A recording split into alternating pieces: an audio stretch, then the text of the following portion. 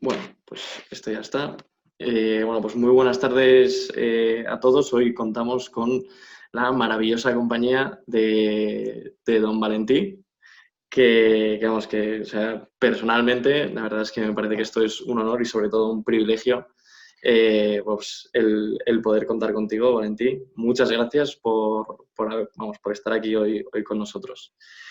Entonces, bueno, voy a hacer una presentación y al final, pues me corriges con lo que sea, ¿vale? Con cualquier apreciación, cualquier matiz que quieras hacer. Esto, vamos, total libertad y, por supuesto, total libertad también a la hora de hablar. Bueno, pues en primer lugar, Valentí Puig se graduó en la Universidad de Barcelona en Filosofía y Letras y, pues, sobre todo, se ha dedicado a escribir. De hecho, tiene un gran palmarés. Yo la verdad es que no los he contado todos, pero he leído, pues eso, que entre alrededor de 40 libros son los que ha escrito, además de todo tipo, ¿no? O sea, hay desde novelas, poesía, ensayo, etcétera. Vamos, de todos los géneros. Luego, además, también Valentí Puig ha colaborado pues, a través del género de las columnas y por ello otros artículos, tanto en La Vanguardia como en El País, como en el ABC y en muchos otros periódicos también a nivel local. Entre ellos destaca, bueno, o sea, entre ellos no destaca, sino que también encontramos el Diario de Mallorca, de donde, por cierto, me olvidé decir, es oriundo aquí el señor Puig. Luego, bueno, pues como también, bueno, como hemos hablado antes del Club Tocqueville, pues don Valentí es uno de los promotores del Club Tocqueville y luego pues también ha colaborado con otras instituciones como es Foment del Treball, según he visto en internet también, pues en el Instituto Cervantes, entre otros. Entonces, Valentí, hazme cualquier corrección, lo que consideres. Y bueno, y después de esto te cedo la palabra para que nos hables eso, ¿no? De una mirada al mundo, pues de la situación en España, la situación a nivel mundial, la situación también en Cataluña, pues desde el punto de vista político, de los valores, etcétera. Siéntete como en casa, Valentí, a la hora de hablar. Y nada, de verdad, otra vez, muchas gracias por estar hoy con nosotros. Y bueno, y espero que disfrutemos todos. Muchas gracias por la invitación eh, y por la oportunidad de hablar. Yo voy a ser breve, porque yo creo, como hablamos con Antonio, que a lo mejor siempre es el coloquio, ¿no? Preguntas, las respuestas. No digo ningún descubrimiento si digo que vivimos tiempos especialmente agitados, ¿no? En España, en Europa y en todo el mundo. Y todo esto lleva a un cierto desconcierto.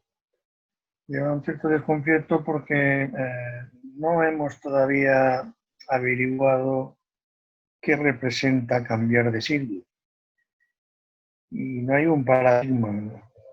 De hecho, el paso del siglo XX al XXI no sabemos muy bien tampoco cómo se dio. Eso quiere decir que hay un desconcierto intelectual, conceptual, también desde el punto de vista de civilización y del espíritu, ¿no? Un aspecto muy destacable es la volatilidad de todo, ¿no? La rapidez con que ocurren las cosas. Eh, por ejemplo, hace una semana solo hablábamos de las manifestaciones en la calle de eh, un día más tarde, ¿dónde está Guaidó, por cierto? ¿Cuántos telediarios hace que Guaidó no sabe, ya no es una persona que tenga presencia en la vida pública mmm, telemática, ¿no? Ocurre continuamente.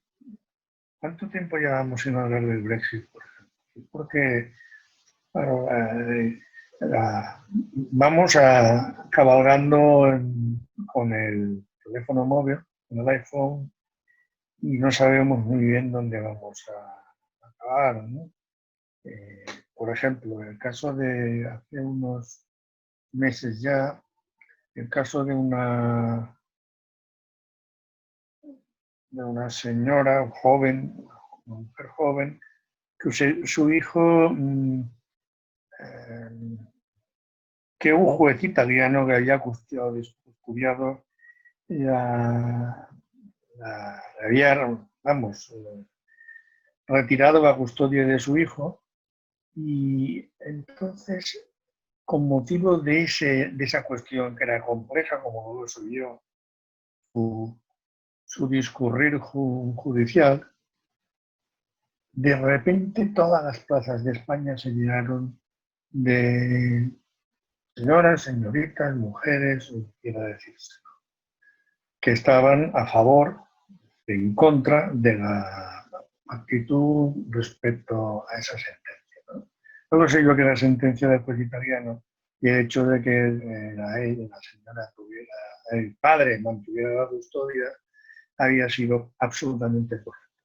Esa rapidez a la que no damos importancia, de la misma forma que no damos importancia al hecho de que lo primero que hacemos al levantarnos por la mañana es coger el móvil, ha cambiado por completo, pues eso hace que las noticias primero discurran muy rápidamente y que sea muy fácil manipularlas. Toda esa historia de las fake news no deja de ser una realidad tangible en la que, bueno, tampoco es nuevo, ¿no? Porque si no nos remontamos a los protocolos de los sabios de Sion en los siglos pasados, pues ya era la misma manipulación, ya era la misma programa. En fin, este cambio de paradigma del siglo, insisto que todavía no está definido, y entonces lo que hacemos es intentar diagnósticos parciales. Y en esa suma, en ese encaje,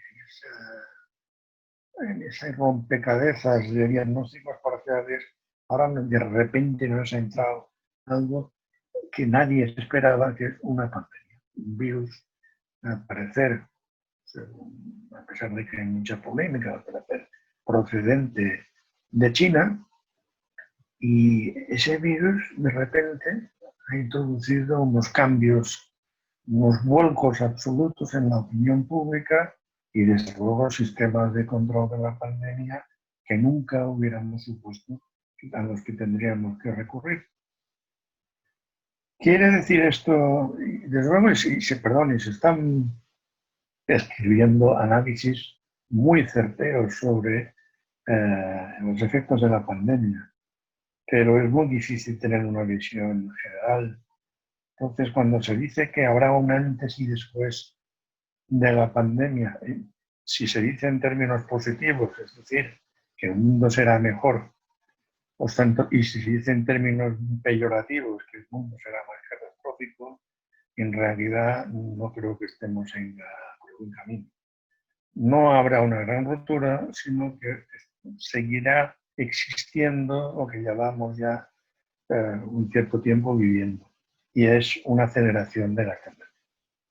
Aceleración de las tendencias en todos los sentidos. Por ejemplo, nos habíamos acostumbrado a la presencia de Donald Trump en la presidencia de los Estados Unidos y de repente estalla en un conflicto en las calles de signo racial, posiblemente, que no hace sino repetir unas protestas, unas revueltas que son cíclicas. Nos podríamos remontar, ayer me acordaba yo, del caso de ay, se me olvida el caso en fin, ya lo diré después, ¿no? Estábamos en Trump. Sí, en los disturbios, me acordé de los disturbios que se producen cuando con la presidencia de Johnson,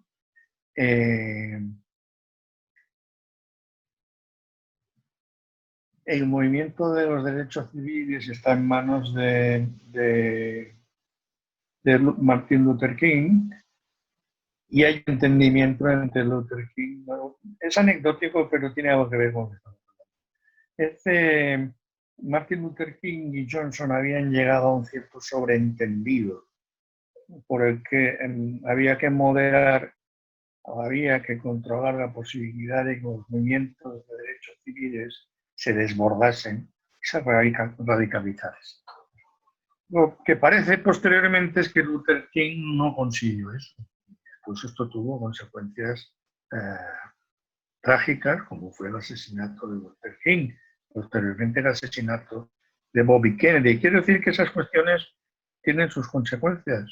Y ahora lo que nos cuentan es que está apareciendo una extrema derecha supremacista muy potente, pero al mismo tiempo un movimiento que se llama Antifa, que es el movimiento, no viene a ser una repetición de los movimientos radicales que llevaron a ese distanciamiento entre el presidente Johnson y el gran líder Luther King.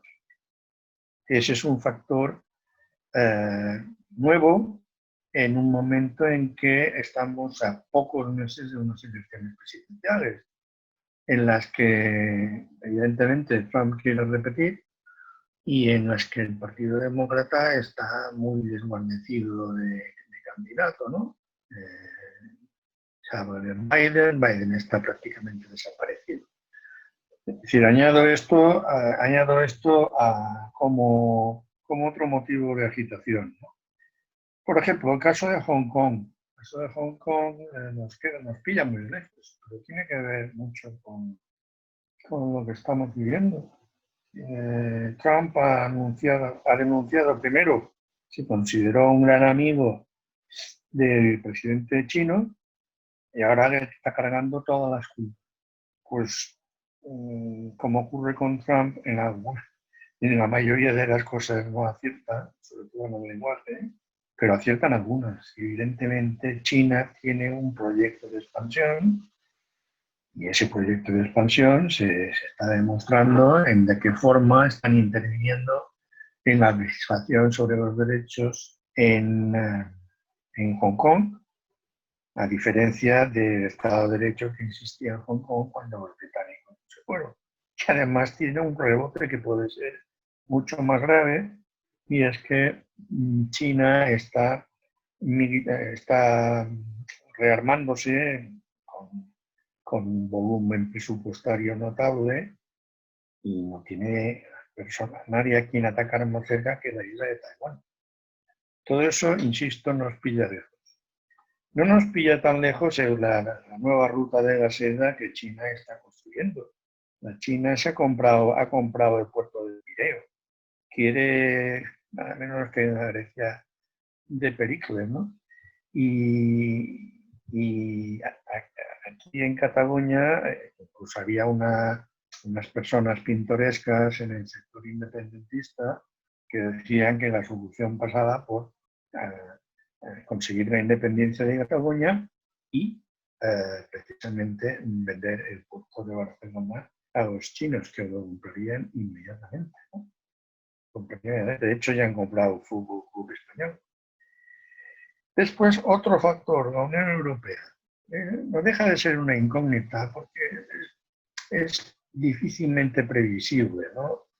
Son difícilmente previsibles los ritmos de la toma de decisiones. Es muy complicado que 27 Estados-nación tomen decisiones complicadas, sobre todo cuando hay dinero implicado, ¿no? Y entonces en este momento parece que Europa no va tan lenta como fue en la crisis del 2008, porque no sabemos si va lenta y segura o lenta pero insegura. Y ahí tenemos, por ir terminando ese resumen un poco pedestre, el caso de España. Está en una situación muy parlamentariamente de una geometría ya no solo variable, sino mutante, mutante como el Blade Runner, y en la que pues tenemos una coalición de gobierno en la que está un partido antisistema como es Podemos, y en la que pues, intervienen en esa geometría variable pues, partidos como Bildu o Izquierda Republicana de Cataluña, ¿no? Con la situación incógnita del futuro de Ciudadanos. tanto Esquerra Republicana como Ciudadanos me lleva a hablar dos notas sobre Cataluña, ¿no? Evidentemente, Esquerra Republicana piensa tener una mayoría notable y hacer eso un paso al independentismo que representa Puigdemont. Es factible, según las encuestas, pero queda mucho tiempo, ¿no? Pero ¿qué ocurre? Bueno, y entonces eso llevaría posiblemente a un gobierno posterior.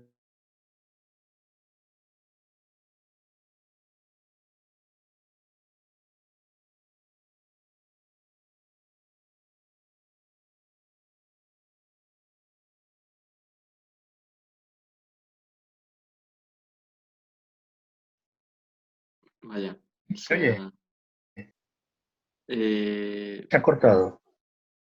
se ha cortado. Sí, bueno, o sea, nosotros Sí, te seguimos oyendo, Valentín. bien.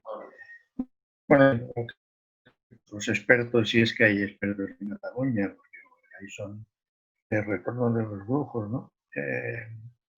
Un gobierno en el que estuviera Esquerra Republicana, una Esquerra Republicana que de forma para mí inverosímil aceptara posponer el objetivo de la independencia sine die y después seguramente una cierta intervención del PSC y el partido el Podemos de Cataluña, que es Ada Colau y que tiene sus características diferenciadas, ¿no? Lo que ocurre ahí es que ahí en todo esto lo que falta es una alternativa constitucionalista. Eh, Ciudadanos puede repetir el bajón que tuvo en las generales. Entonces, si cae igualmente, pues ¿quién se lleva los votos de Ciudadanos en Cataluña? El PSC. Pensemos que, pensemos que Ciudadanos se fundó precisamente cuando el PSC se hizo socio de Esquerra Republicana. El sector, digamos, más internacionalista del socialismo catalán no aceptó un socialismo nacionalista. Y el Partido Popular está en unas circunstancias muy angostas, por decirlo de alguna manera, de modo que ahí vamos a tener un añadido de complejidad a la situación española. En el momento seguramente ya post-virus y en el momento de que haga más falta conjuntar medidas de recuperación económica aceleradas. Entonces esto nos puede llevar una vez más a una pérdida de autoestima como país, mezclado con un nuevo narcisismo, posibles brechas económicas, sobre lo cual hay mucha discusión entre los liberales y los, digamos, keynesianos o como digamos. Y yo creo que habrá una crisis, luego la crisis intelectual ya es obvia, estamos en un país sin liderazgos intelectuales. Acaba de morir uno de los mejores escritores, que era don José Jiménez Lozano, y nadie ha dicho nada. Y un problema supongo que interesa a Arete, a mí personalmente me interesa, y es los ecos que tiene la descristianización de Europa en una España que ha evolucionado rápidamente hacia un laicismo muy manifiesto, ¿no? En las que las relaciones entre cultura y fe son muy débiles, por no decir inexistentes. Y yo creo que ahí ya, si os parece, mejor me callo.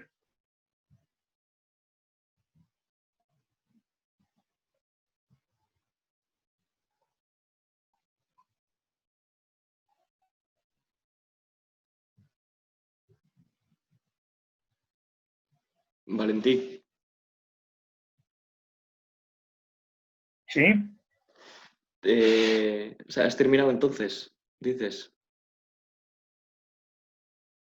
Bueno, puedo continuar, pero yo Ah, creo no, que no, es no, no, mejor no. que acabemos. No, no, yo, o sea, no, de hecho, yo quería empezar con una pregunta y es ser de forma breve también, que es ¿cómo crees que está cambiando y que va a terminar de cambiar o sea, esta pandemia del coronavirus en nuestras relaciones personales, o sea, a nivel de sociedad?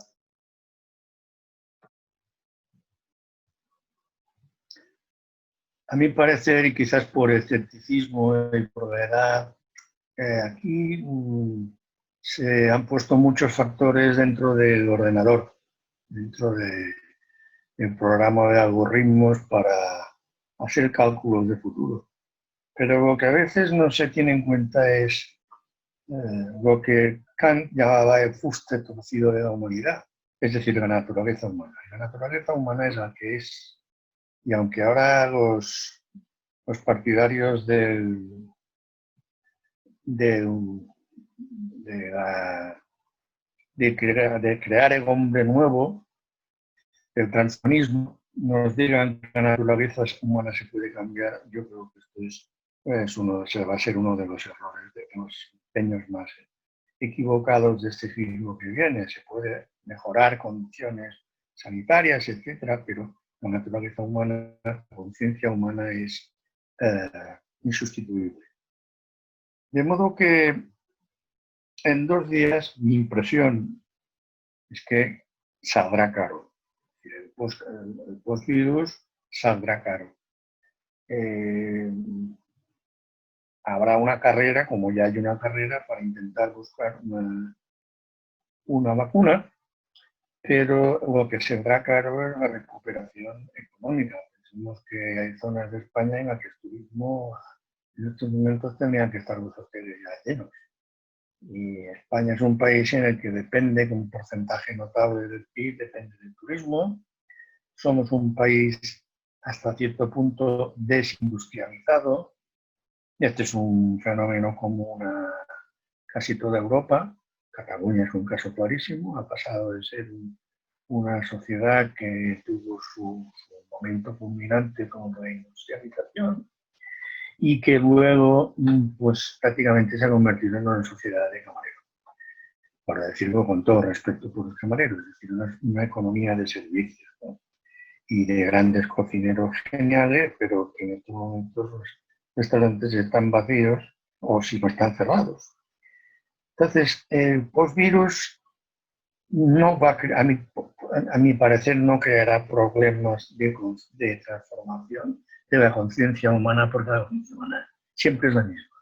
Estamos con el bien, el mal, con el correcto, el incorrecto, el egoísmo, el altruismo, y eso será exactamente igual. Y hay que decir que, al contrario de cómo reflejan los medios de comunicación, si un 97% de ciudadanos de España han aceptado admirablemente las condiciones de confinamiento, ese 3%, el 3% restante es el que ha tenido todo el protagonismo mediático. Hay muchos hospitales que han funcionado de maravilla y entonces la noticia es siempre esto, como, no sé, los comedores de Cáritas o los bancos de alimentos. Siempre vamos a sacar la imagen negativa que a veces no es representativa.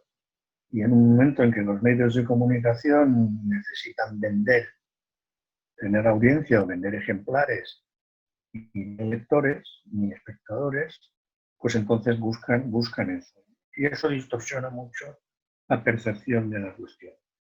Para resumirte, yo creo que la gente después del coronavirus, algunos de forma anticipada y otros esperando con más cautela, se van a ir de fiesta todos. Y la idea de que entraremos en una sociedad austera, frugal y autocontrolada contradice todos los comportamientos de la humanidad desde la expulsión de Adán y Eva del paraíso. Muy buenas tardes, Valentí. Mi nombre es Daniel Dols y quería pedirle que desarrollara dos ideas que me han parecido muy interesantes, La primera es la que ha comentado al final, la de que estamos como con pocos referentes intelectuales o con ninguno. Y luego con la que ha empezado la sesión sobre el tema de que no hemos entendido igual lo que es el cambio de siglo, que no nos hemos adaptado. Bueno, no sé exactamente las palabras con las que lo ha dicho, pero por esa línea. Sobre la cuestión el liderazgo intelectual, es decir, más que liderazgo, el hecho de que haya personas que tengan una cierta ejemplaridad como intelectuales, que correspondan como el término, el concepto griego de arete, a la excelencia, a las virtudes públicas, en estos momentos yo creo que estamos en un momento regresivo. Fijémonos ahora que el sociólogo que está más de moda es una persona que no tiene ninguna credibilidad, que es este psiquiatra esloveno, Zizek, que es una persona que está pidiendo la reformación del comunismo. Que ser un poco en el momento en que una de las cosas que más llama la atención en ese desconcierto que describía es de qué forma China no se quita de encima el utillaje totalitario del sistema, a pesar de estar de pleno en la economía de mercado, pues hombre, pedir el regreso al maoísmo con los millones de personas que fueron víctimas del totalitarismo en el siglo XX, pues no parece que ese sea el mejor ejemplo de intelectual, ¿no? Pero es mediático, muy mediático, y ocurre que después hay maestros que ya son menos conocidos precisamente porque no llaman la atención, porque no dicen esas cosas, ¿no? Yo creo que un país necesita élites intelectuales, que Internet, como estamos haciendo ahora, es un sistema de difusión muy bueno para lo bueno y para lo malo, porque vayamos a ver, me parece que hay 500 millones de páginas de pornografía activas en Internet, y ese tipo de cuestiones, ¿no? Pero al mismo tiempo permite expandir ideas como esas conferencias de Talks y todas esas cosas. En España yo creo que además hay una cierta bajón de calidad de la figura del intelectual, porque en realidad hoy en día ser intelectual consiste en ir a las tertulias de la radio y la televisión. Es lo que da intelectual es la persona que intenta difundir unos valores, una ideología, unas ideas, ¿no? ¿Cómo se hace esto? Pues desde programas de calidad, digamos, dudosa y de rigor impresentable. Sobre la cuestión del cambio de siglo, se ha escrito mucho ya. De hecho, bueno, todo comenzó ya cuando se comenzó a decir que el cambio de siglo se había producido después del 11 de septiembre, ¿no? De las torres de Manhattan y después de la caída del muro de Berlín. En ese momento ya se prepara el cambio de siglo, ¿no? Y esta era la profecía de una persona que es muy respetable intelectualmente, que es Fukuyama, y que creyó que había un cambio, se daba un cambio en la historia, por el que el sistema que sería hegemónico sería el sistema demoliberal. Bueno, lo es en gran parte, pero también con desviaciones autoritarias. Es difícil sostener que Rusia sea una democracia full time, y nos damos cuenta que a veces más importante que ir a votar es que el Estado de Derecho sea sólido. Yo sé que esto es poco, en fin, que es impropio decirlo porque es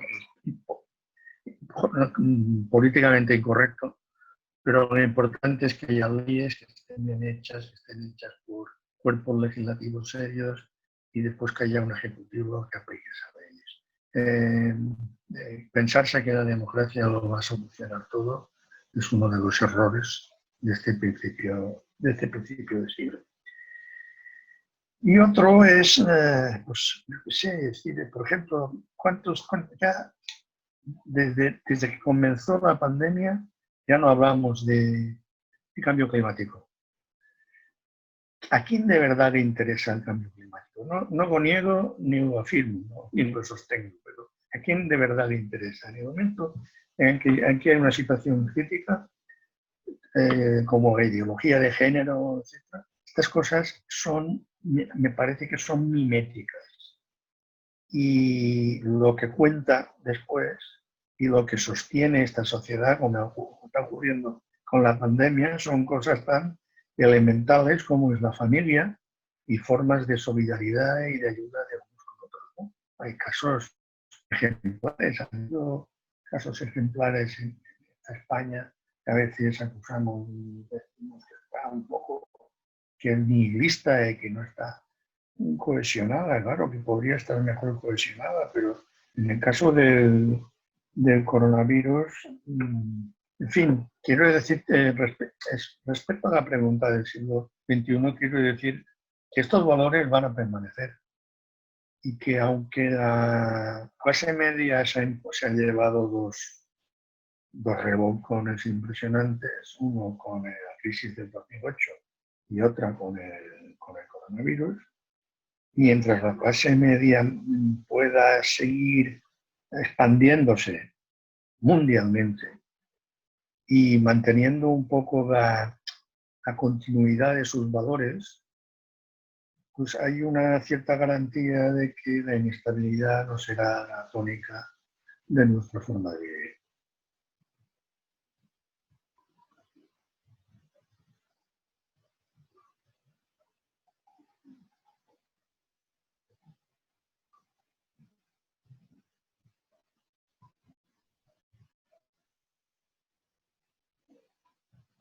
Bueno, no sé si alguien quiere, o sea, no sé si alguien tiene alguna pregunta apuntada o le quiere preguntar algo. Yo tengo una pregunta, si puede ser, relacionada con lo que ha hecho que ha bajado la calidad de los medios, de la comunicación en general, especialmente en España. En un momento como el coronavirus, ¿por qué cree que por la crisis, por la desorganización o porque a alguien le interesaba en ese sentido esta desinformación generalizada, tanto de los intelectuales como de todo en general? Si a alguien que le interesaba el caos mediático o ha sido otra consecuencia derivada del coronavirus, o pueden ser ambas. El coronavirus, yo creo que la presencia del coronavirus y la deformación de su presencia mediática se debe a un proceso previo que ya había comenzado de periodismo. Yo he tenido la suerte de vivir, porque como escritor en España, salvo que escribas libros de novelas negras sobre el barrio de donde sea, pues los libros tienen muy poca venta, ¿no? Salvo los que se ven en las escuelas. Por tanto, el escritor hoy en día vive bien de hacer guiones o bien de periodismo, que ha sido una cosa apasionante durante años. Ahora, a mí personalmente me da un poco de pena, porque el nivel ha bajado muchísimo, porque las empresas están en crisis constante, necesitan reinventarse, no saben cómo, los kioscos cierran, las versiones digitales tienen un problema, que todavía no atraen publicidad, y todo esto rebaja una cuestión que no es lo más importante en el periodismo, pero que cuenta, que es el incentivo económico porque en que los periodistas trabajan, ¿no?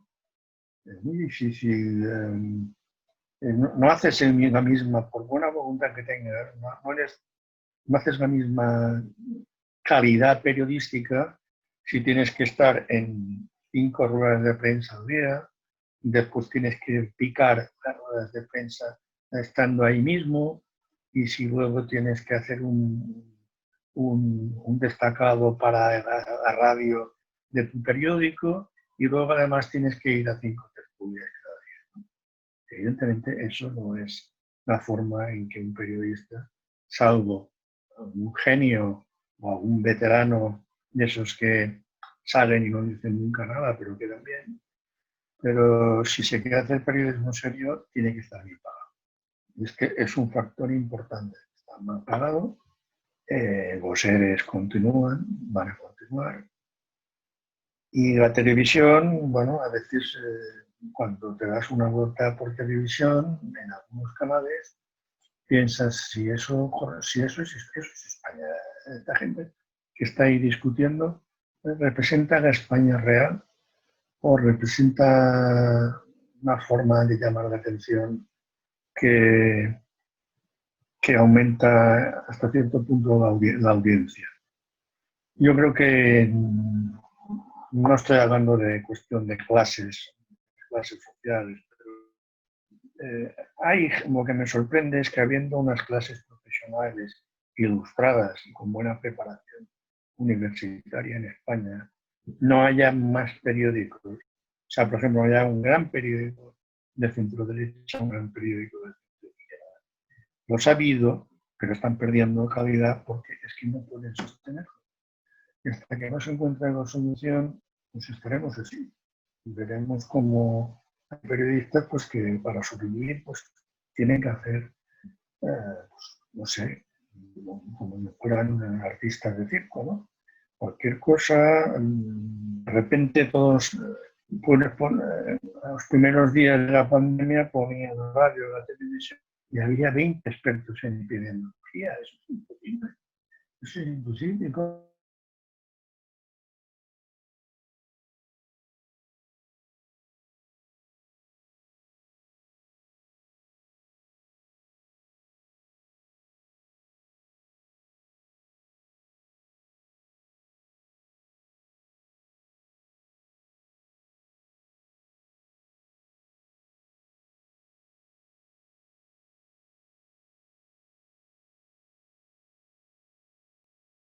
Sí, Valentí.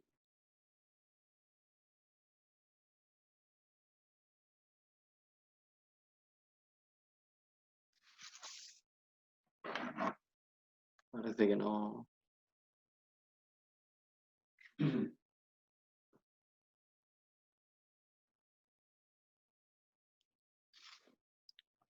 Bueno. Eh,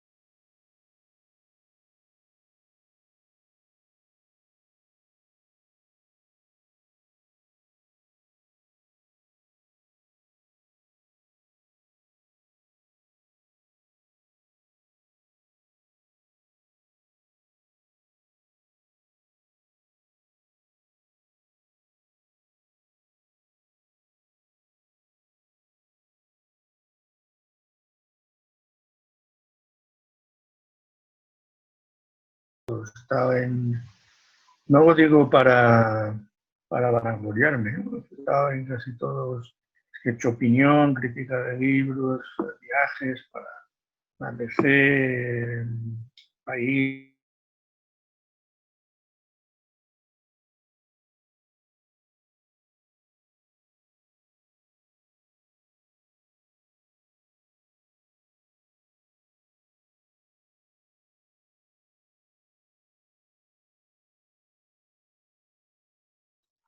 Decirle que si quita la cámara quizá le funcione un poquito mejor el internet y deja de caer. Lo decía Albert Camus, ¿no? Que la altura moral, ética,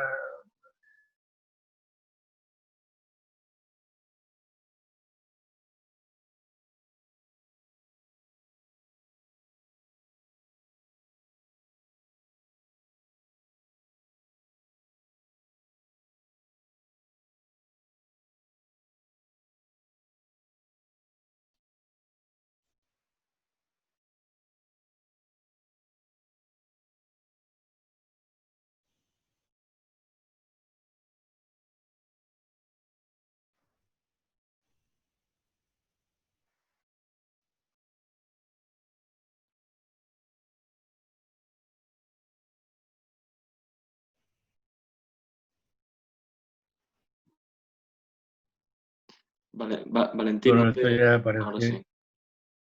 Desde que estamos jugando, es que se ha cortado otra vez. Estaba conectando. No sé, yo no toco nada, o sea, que no es culpa mía. No, me da la impresión de que el periodismo ha ido bajando porque ha ocurrido en todo el mundo. Yo que sé, periódicos como Los Angeles Times, que en su tiempo era un ejemplo de buen periodismo, ha cerrado. Y ahora solo existe una versión digital. Washington Post tiene muchos problemas para sobrevivir, hasta que lo ha comprado uno de esos grandes gurús de Silicon Valley, ¿no? Y en España pasa lo mismo. España pasa lo mismo. Hay que, como se dice ahora, redimensionar la relación entre el público y los periódicos. Tal vez que los periódicos solo salgan los fines de semana. Pero es un peligro que la gente solo se informe a través de los teléfonos, o del Twitter o del Facebook. Porque eso es lo que llevó a Trump. El gran estratega de Trump era Steve Bannon. Steve Bannon lo que consiguió fue focalizar el pedir voto a segmentos de población que a través del Big Data tenían identificados. Esto, por ejemplo, Steve Bannon se lo enseñó a Vox, o lo aplicó Vox, y en la campaña de Andalucía se hizo, y funcionó mucho. Tuvieron un resultado muy bueno en Andalucía. Si tú lo que ofreces es un programa anti-inmigración, pues tienes que saber canalizar la petición de voto directamente hacia las zonas donde hay una tal intensidad de inmigración que, por cierta lógica social, hay un rechazo de inmigración.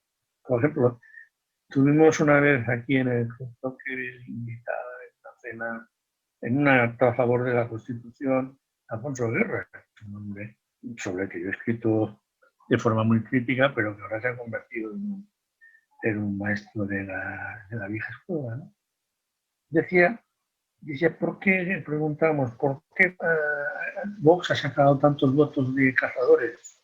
Dice, hombre, porque una ministra progresista y una ministra del gobierno actual, que en un momento determinado dijo que la caza era inhumana y que había que regularla mucho más.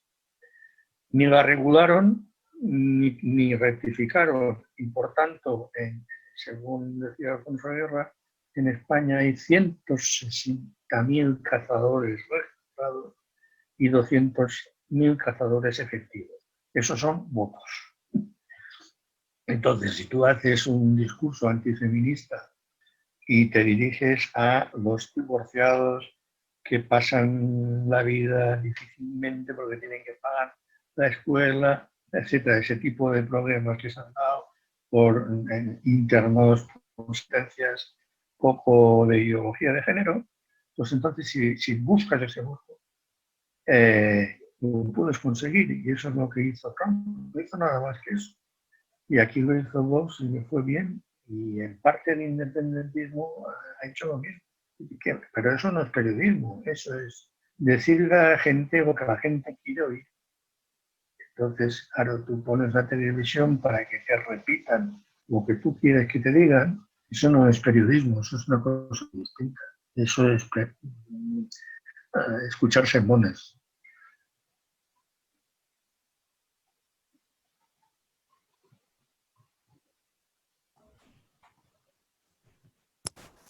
Hola, soy José María Mondal y tenía una pregunta. Entonces, he empezado la charla comentando un poco, pues, la volatilidad de las cosas que suceden en nuestro mundo, en la actualidad. Entonces, claro, yo creo que eso igual deriva, ¿no?, en que tenemos muchos inputs, mucha información y no llegamos a profundizar en las cosas que son importantes. Entonces, quería comentarle, o bueno, preguntarle si usted cree que para progresar y para, pues, saber qué rumbo tomar y cuál es el correcto, si necesitamos frenar un poco como sociedad. Y frenar un poco en el sentido de... Frenar un poco, ¿no? En el sentido de pues no sé muy bien cómo explicarme, pero...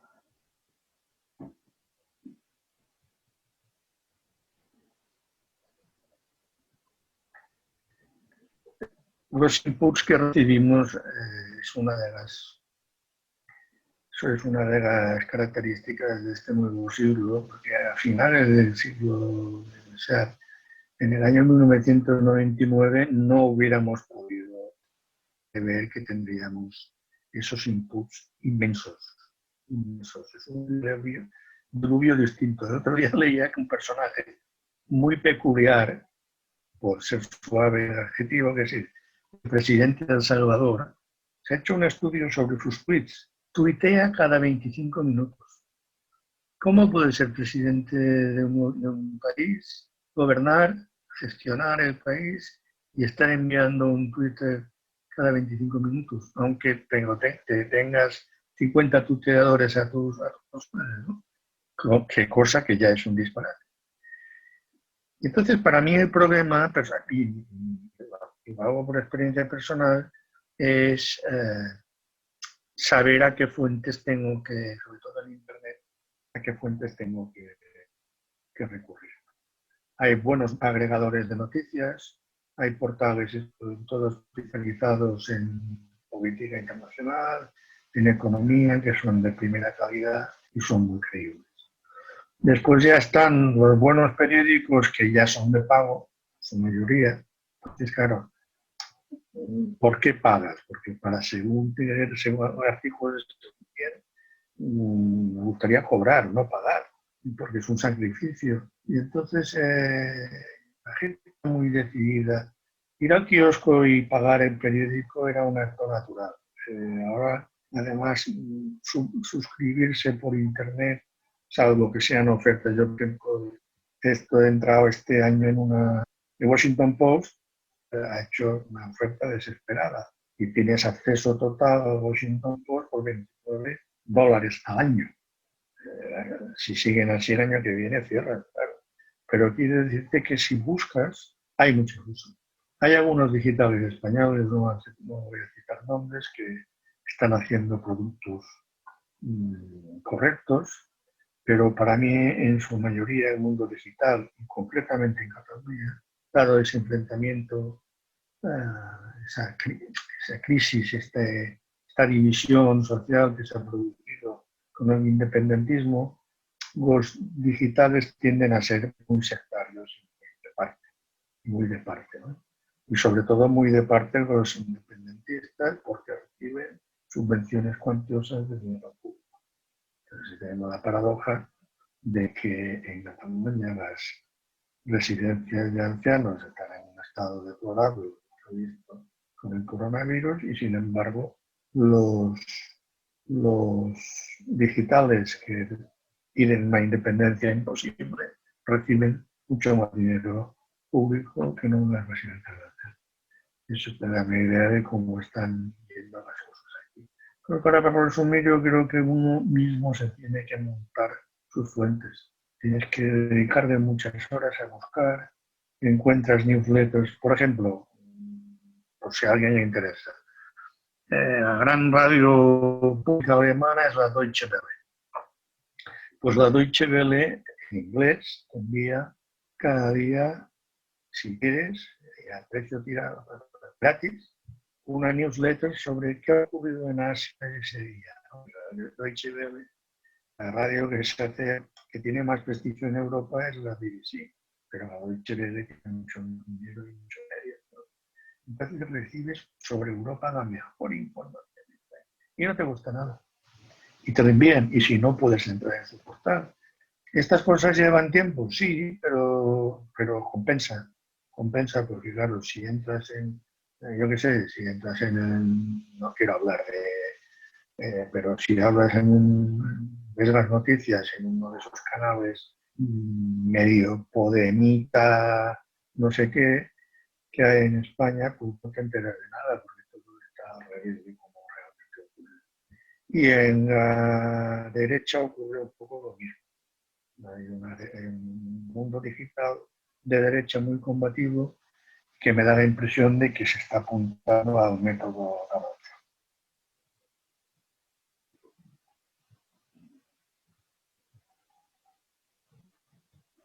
Trump. Hola, buenas tardes, Valentín. Soy Alejandro Urrizburu. Disculpe que no pueda compartir pantalla, no he conseguido configurarlo desde este ordenador. De todos modos, gracias por dedicarnos esta tarde de viernes unos minutos para ilustrarnos la pregunta. Bueno, hoy en tiempos donde la humanidad vive una pandemia pues que produce efectos insólitos en el campo de la salud, de la economía, de la cultura, de la política, pienso que se torna imprescindible discutir cuál es el rol del pensamiento crítico y de los intelectuales. En su opinión, señor Valentí, ¿el pensamiento crítico es contraproducente, genera crispación o es verdaderamente necesario? ¿Qué papel se le ha de exigir a los intelectuales en esta crisis? Gracias. Para mí la primera característica que tiene que tener un intelectual es ser responsabilidad, es decir, ser responsable de lo que dice, hacerse responsable de lo que dice. Y no es tan sencillo como parece. Citaba el caso de Zizek, hay otros que, en fin, están utilizando la provocación intelectual como un trampolín personal, ¿no? Y, sin embargo, hay en el mundo, por ejemplo, yo sigo con mucho interés el mundo intelectual americano, donde hay grandes revistas de pensamiento, y en todas las vertientes, la derecha, izquierda, el mundo católico, el mundo científico, etc. Los Estados Unidos, a pesar de tener el presidente que tienen, pues mantiene un nivel óptimo, el mejor nivel, ¿no? En Europa varía más. Francia es un país que siempre ha tenido un gran respeto por sus intelectuales, pero según oigo decir a personas informadas, esto ya se ha terminado. Y en España, pues la verdad es que desde Ortega y Gasset nadie ha tenido mucha influencia en la sociedad española, ¿no?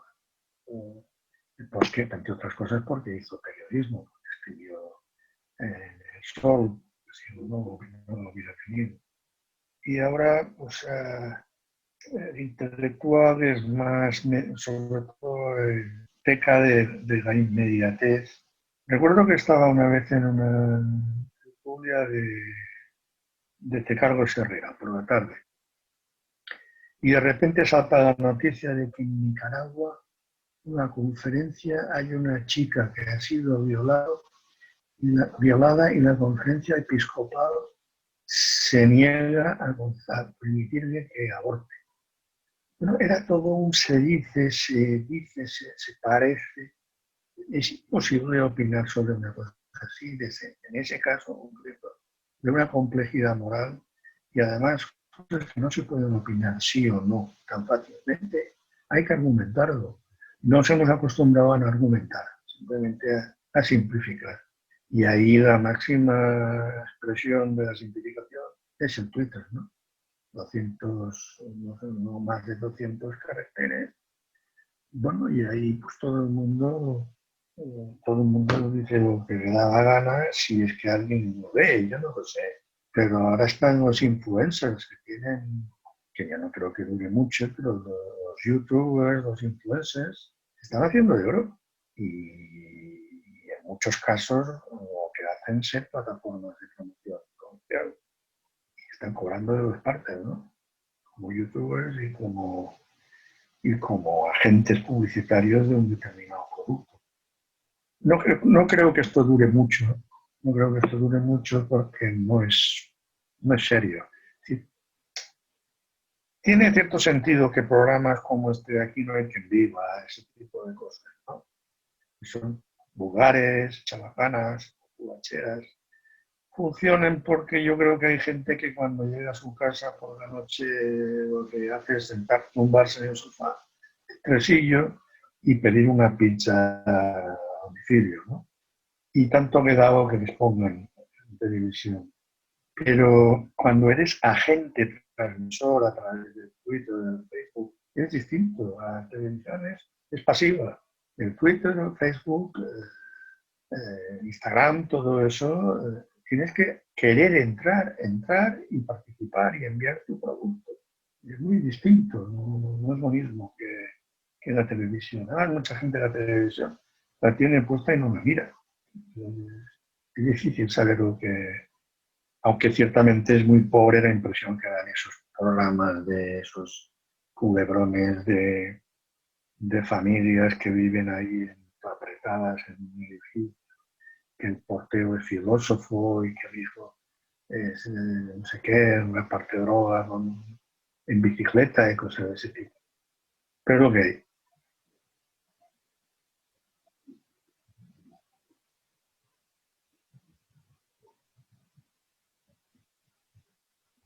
Sí, tenemos tiempo a una última pregunta más. Entonces, no sé si quiere alguien preguntar algo.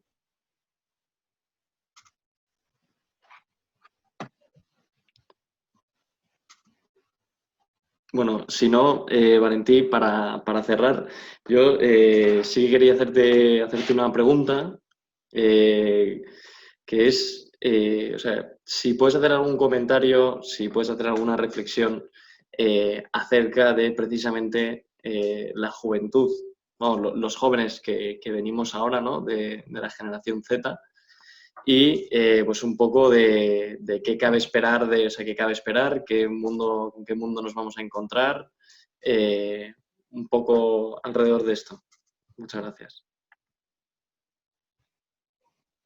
La primera creo que obviedad es que os vais a encontrar un mundo con impuestos elevadísimos.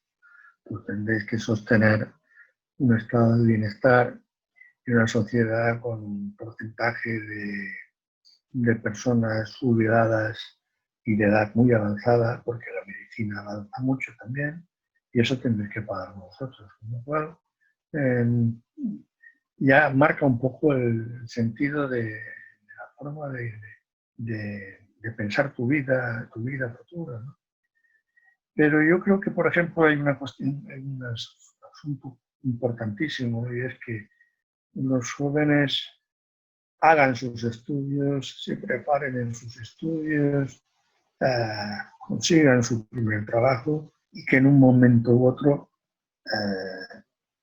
por vocación, por pasión o por querer, se sientan implicados en la política y contribuyan a cambiar la política, que es una política muy de partido. No, todos los políticos que están haciendo y están en primera fila de gente que pasó su juventud en la juventud del partido. No saben lo que es el ciudadano. Vamos a ver a Susana Díaz y el propio Pablo Casado. Si han aprendido algo ha sido porque han tenido voluntad de hacerlo, pero lo mejor es tener experiencia en la vida social y luego económica, social, con empresarios, en el mundo de las startups, que es fantástico, fabuloso, y con eso pues intentar crear una política, generar una política más creativa, mucho más seria y rigurosa de lo que es ahora. Por otra parte, hay un sector de la juventud que está muy en la cuestión de una cierta forma de narcisismo que no tiene mucho que ver con el equilibrio que necesitamos entre la satisfacción personal y la contribución a los valores colectivos. Ahí es donde creo que vale la pena incidir, y es donde hay gente que está dando ejemplos. Por ejemplo, en estos días de coronavirus hay muchos jóvenes que han tenido unos comportamientos admirables, ¿no? No vayamos a dar por hecho que todos los jóvenes se dedican al botellón, y además tomarse una cerveza no es un pecado, no. Pero ha habido, yo lo veo, casos de voluntariado de primera calidad, después de toda una jornada de estudios y de trabajo, dedicarle 4 horas al prójimo, pues es una cosa muy encomiable. Pero sobre todo, insisto, la política.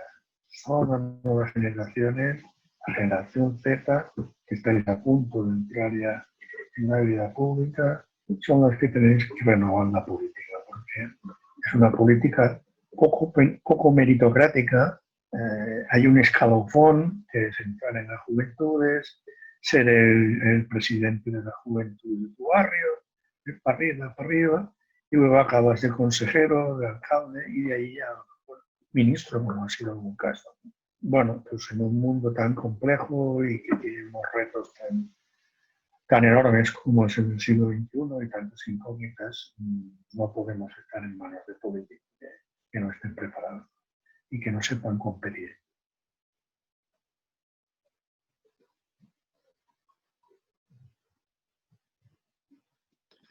Muy bien. Bueno, pues si no hay ninguna pregunta más. Valentín, muchas gracias por tu intervención. Me ha gustado mucho y espero que coincidamos en algún otro momento. Seguro. Ahora, cuando nos pongan en fase 10, nos veremos todos los días. Gracias. Gracias a vosotros. Bueno, Luis, Valentí, muchísimas gracias por estar aquí hoy con nosotros y bueno, pues y espero que podamos contar contigo en alguna otra ocasión y a poder ser sin medios digitales de por medio. Entonces, nada, eso. Muchas gracias otra vez y luego pues comentaros el resto de que el martes sacaremos información ya más detallada acerca de la universidad de verano. Así que pues estad pendientes eso a la newsletter y si alguien no está suscrito que se suscriba a través de nuestra página web. Valentí, otra vez muchísimas gracias por todo y A vosotros. que tengas un muy buen fin de semana. Hasta luego.